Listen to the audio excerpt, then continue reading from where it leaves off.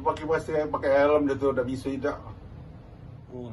Rekaman kamera pengawas ini memperlihatkan pencurian sepeda motor di salah satu salon pria yang berada di kawasan Seki Palembang.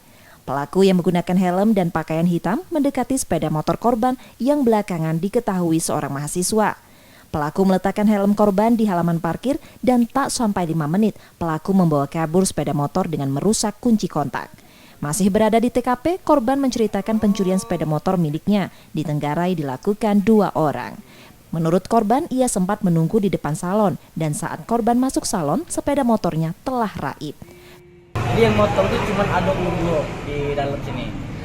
Jadi posisinya itu memang agak terlalu ke belakang posisi motor aku itu, dan pelakunya itu datang 2 orang, masih kok nunggu di depan rumah yang sebelah ruko Bingo ini, pasnya di sini. Jadi ketika sudah dapat motor aku, dia langsung lari ke arah pasar Segit. Itu berbarengan dengan kawannya tadi. Korban kemudian melaporkan peristiwa itu ke Polsek Kemuning Palembang. Reski Oktora, Kompas TV, Palembang, Sumatera Selatan.